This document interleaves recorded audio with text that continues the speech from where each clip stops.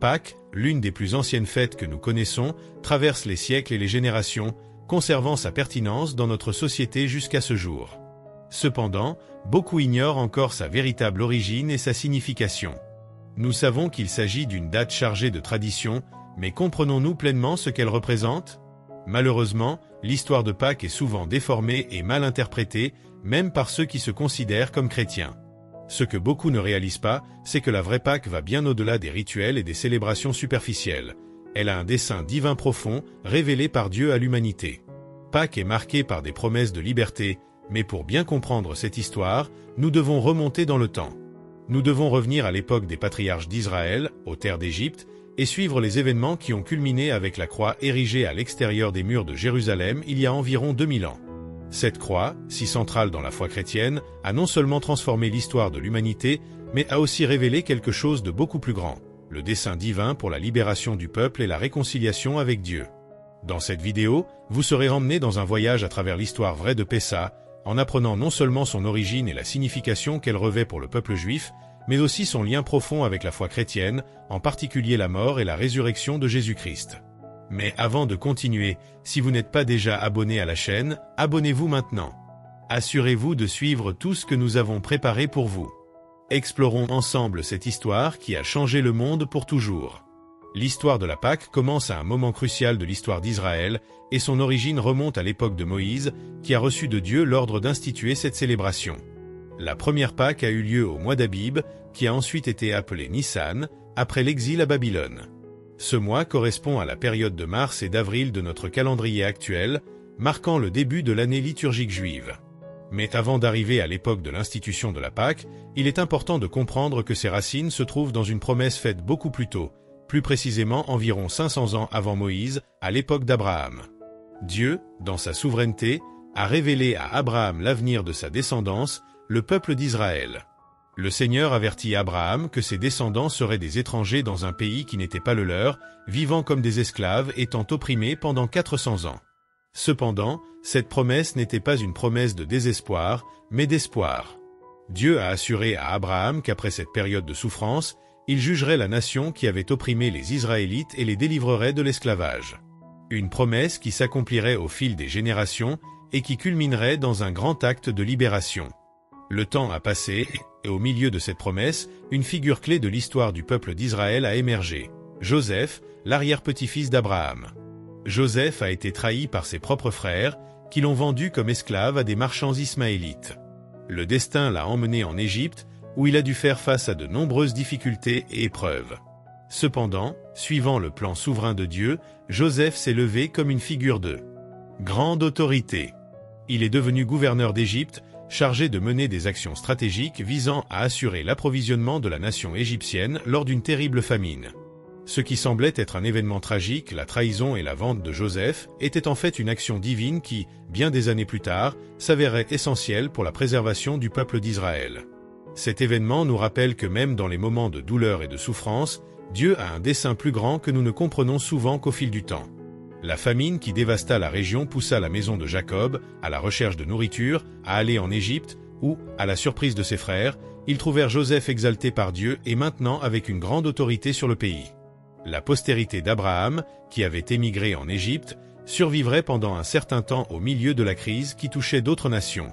Cependant, au fil des ans, Joseph et toute sa génération moururent, et un nouveau pharaon monta sur le trône, un pharaon qui ne connaissait ni Joseph ni le bien qu'il avait fait pour l'Égypte. Ce pharaon décida alors de soumettre les Israélites à l'esclavage. 400 ans ont passé, et l'oppression des enfants d'Israël est devenue insupportable. C'est dans ce contexte que Dieu, accomplissant les promesses qu'il avait faites à Abraham, a suscité Moïse pour qu'il soit le libérateur de son peuple. Quitter l'Égypte ne serait pas un acte simple, mais plutôt un processus divin marqué par 10 plaies envoyées par Dieu contre les Égyptiens.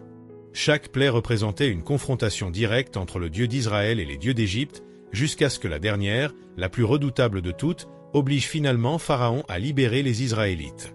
La dernière plaie a consisté en la mort des premiers-nés d'Égypte, une tragédie qui n'a épargné ni les enfants des pharaons ni les animaux. C'est cette plaie qui a donné lieu à la célébration de la Pâque, et la Bible rapporte comment Dieu, avant son exécution, a instruit Moïse sur la façon dont les Israélites devaient agir pour se protéger de la mort qui s'abattrait sur l'Égypte. Dieu a ordonné à chaque famille israélite de sacrifier un agneau mâle, sans défaut, le 14e jour du mois d'Abib. Le sang de cet agneau devait être aspergé sur les montants des portes et sur le dessus des montants des portes en signe de protection. De plus, le Seigneur ordonne que la chair de l'agneau soit rôtie au feu et mangée avec du pain sans levain et des herbes amères. Mais pourquoi exactement du pain sans levain et des herbes amères? Le pain sans levain était du pain sans levain, c'est-à-dire des pains simples, qui nous rappelaient la hâte avec laquelle les Israélites devaient quitter l'Égypte, sans même avoir le temps de laisser fermenter la pâte. Ils n'avaient pas le temps d'attendre, et cela serait enregistré comme un rappel de leur départ précipité de la terre de l'esclavage. Les herbes amères, en revanche, représentaient la souffrance vécue par le peuple d'Israël pendant les années d'oppression en Égypte. Chaque bouchée de ces herbes amères était un rappel de leurs difficultés et de leurs afflictions. De plus, Dieu a ordonné aux Israélites de manger à la hâte, les reins sains, des sandales aux pieds et un bâton à la main. Cela indiquait qu'à ce moment précis, le peuple était sur le point d'entreprendre un voyage de libération. À minuit, Dieu passerait au-dessus de l'Égypte et sa justice frapperait les Égyptiens, entraînant la mort de tous les premiers-nés, de l'homme à la bête. La mort du premier-né n'était pas seulement un jugement contre le pharaon, mais aussi un signe clair de la défaite des dieux égyptiens. La puissance du Seigneur a été indéniablement démontrée, et l'Égypte, avec ses fausses divinités, a finalement été vaincue. La signification de la Pâque juive, telle qu'elle est rapportée dans la Bible, est clairement énoncée dans le livre de l'Exode, au chapitre 12, versets 26 et 27. Lorsque les générations futures devaient répondre ce qu'il en était du rite, les Israélites devaient répondre. Ceci est le sacrifice de la Pâque à l'Éternel, qui est passé sur les maisons des enfants d'Israël en Égypte, lorsqu'il a frappé les Égyptiens et délivré nos maisons. La réponse des Israélites devait être marquée par la gratitude et le respect, et le peuple, en entendant ces paroles, s'est prosterné et a adoré le Seigneur. En hébreu, le mot « Pâques » a le sens de « passer », dérivé du verbe « saute » ou « passe ».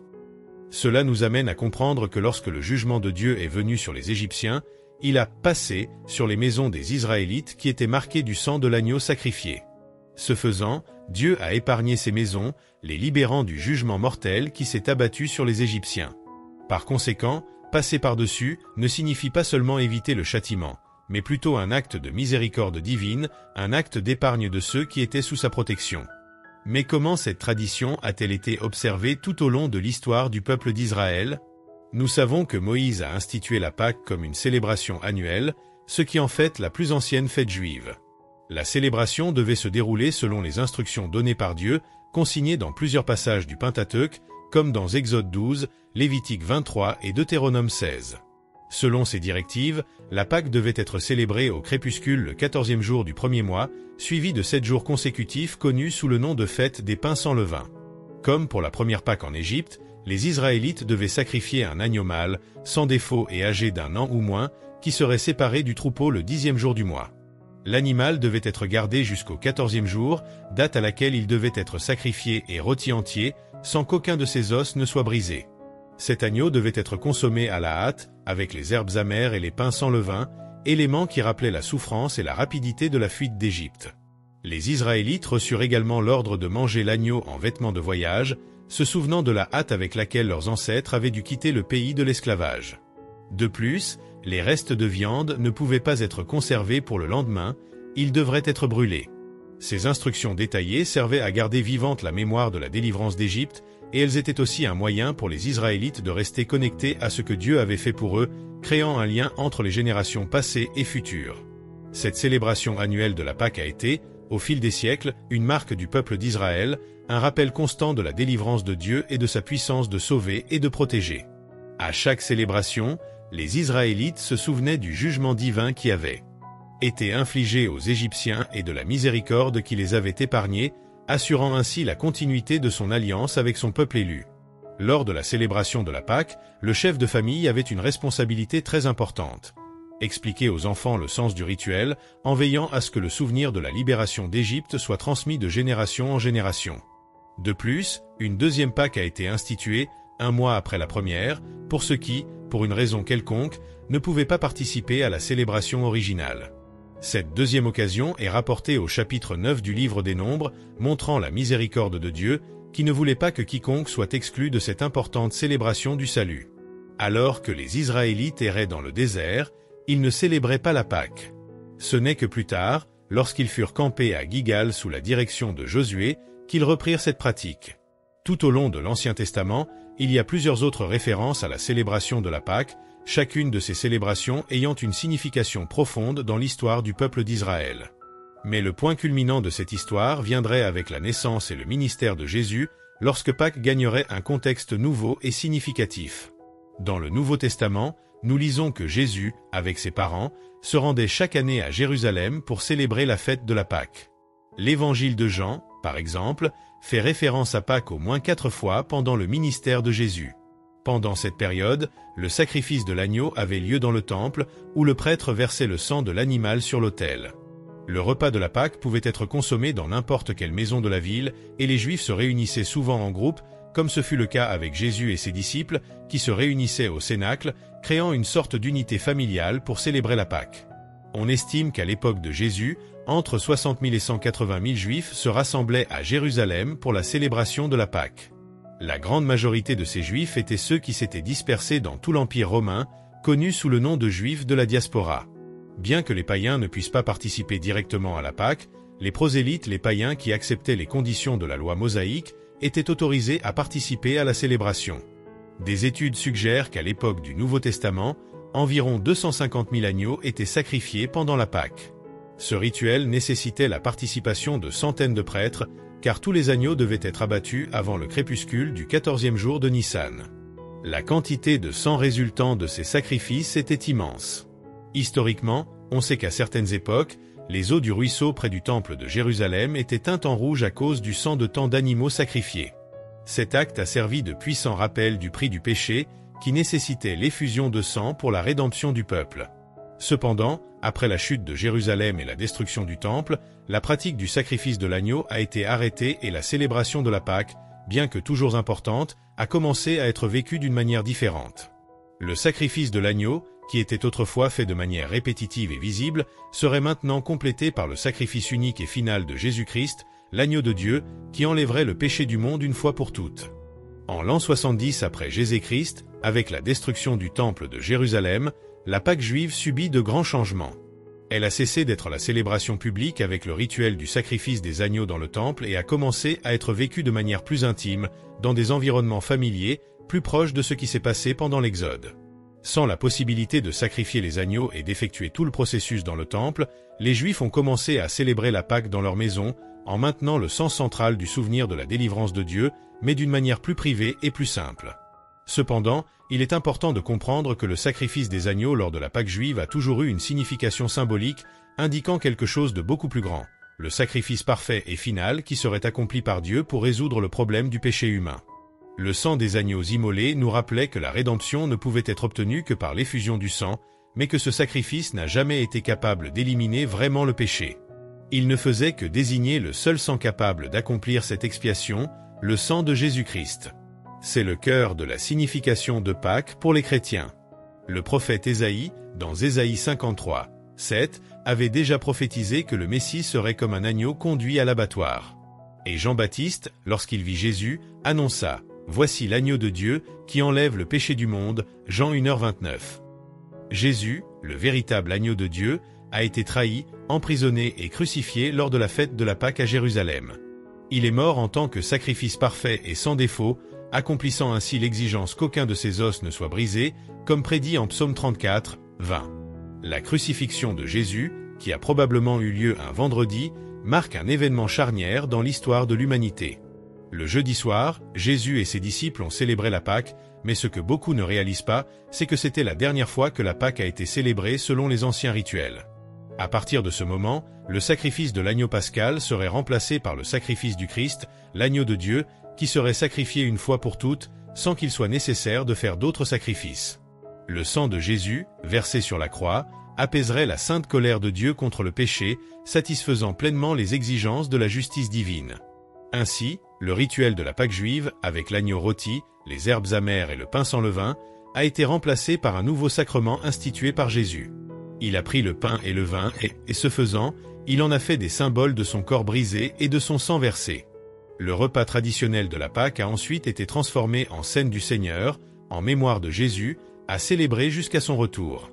Lorsque nous rompons le pain, nous nous souvenons du corps du Christ qui a été rompu pour nous. Lorsque nous prenons la coupe, nous nous souvenons du sang versé pour notre salut. De cette façon, la dernière Pâque juive est devenue la première scène du Seigneur, marquant le début d'une nouvelle alliance où le sacrifice de Jésus, l'agneau de Dieu, deviendrait le seul et définitif moyen de réconciliation entre Dieu et l'humanité. Pâques a maintenant un nouveau sens pour les chrétiens. Non seulement le souvenir de la sortie d'Égypte, mais le souvenir du sacrifice du Christ qui nous a libérés du péché et de la mort éternelle. Il est fascinant d'observer comment la Pâque, dans le contexte juif, était orientée vers l'avenir, étant un symbole de ce qui était encore à venir. C'était un signe avant-coureur de la promesse de Dieu qui s'accomplirait au bon moment. En revanche, la scène du Seigneur, qui a été instituée par Jésus, se réfère à l'œuvre achevée du Christ sur la croix comme un symbole de la promesse déjà accomplie. Mais en même temps, cette scène indique aussi l'avenir, la consommation de toutes choses, le jour du retour du Christ, lorsqu'il reviendra pour tout restaurer pleinement et définitivement. Lors de la dernière scène, Jésus a partagé le pain et le vin avec ses 12 disciples, mais il a également fait une promesse, qu'il prendrait part à ce repas avec tous ses disciples dans la gloire céleste. Cela nous donne beaucoup d'espoir, car nous savons qu'à la fin nous serons avec lui pour célébrer la victoire ultime sur le péché et la mort. Maintenant, une question importante se pose. Les chrétiens doivent-ils célébrer Pâques ou non? Comme nous l'avons déjà expliqué, la Pâque était une fête juive qui symbolisait le sacrifice que Dieu accorderait pour sauver l'humanité. Lorsque Jésus, le Verbe de Dieu, s'est fait chair et a habité parmi nous, il a définitivement accompli tout le sens que caractérisait Pâques. Pâques n'était qu'une ombre, le Christ est la réalité. Il est la vraie Pâque. En d'autres termes, célébrer la Pâque juive serait revenir à un symbole de ce qui s'est déjà accompli dans le Christ, quelque chose de temporaire, de moins. L'auteur de l'Épître aux Hébreux a clairement exposé cette vérité tout au long de sa lettre, désignant Jésus comme l'accomplissement parfait de tous les types et de toutes les ombres de l'Ancien Testament. L'apôtre Paul, dans la première lettre aux Corinthiens, 5:7, a également été clair en déclarant que Christ est notre agneau pascal, l'agneau parfait qui a été sacrifié pour notre rédemption. Par conséquent, en tant que chrétiens, nous ne célébrons pas Pâques comme le font les Juifs, une fois par an, entre les mois de mars et d'avril. Au lieu de cela, nous nous réunissons tout au long de l'année pour célébrer la scène du Seigneur, en souvenir du sacrifice du Christ sur la croix. Là, sur le calvaire, le sang de Jésus a été versé, satisfaisant la justice de Dieu et empêchant son peuple d'être jeté dans la damnation éternelle. Par conséquent, si quelqu'un me demandait ce que signifie Pâques pour les chrétiens, je dirais que pour nous, la vraie Pâque signifie que, par les mérites de l'œuvre du Christ sur la croix, la colère de Dieu a passé sur nos vies. De même que le sang de l'agneau de la Pâque juive marquait les portes des maisons, le sang du Christ, versé pour nous, témoigne que nous avons été justifiés et réconciliés avec Dieu. Ainsi, dans un sens profond, les chrétiens ne célèbrent pas la Pâque traditionnelle, mais célèbrent la scène du Seigneur. Et ce faisant, non seulement ils se souviennent du sacrifice du Christ dans le passé, mais ils attendent aussi avec espoir le retour glorieux du Christ lorsqu'il établira son royaume éternel. Une question qui se pose souvent est celle de l'origine de la tradition impliquant des lapins, des œufs et des chocolats à Pâques. La vérité est que ces éléments n'ont rien à voir avec la Pâque juive ou la scène du Seigneur. Ils ont été incorporés à la célébration beaucoup plus tard et sont en grande partie le produit de pratiques culturelles et commerciales. Certaines personnes préconisent l'utilisation de ces éléments, suggérant que l'œuf symbolise la nouvelle vie et le lapin, la fertilité.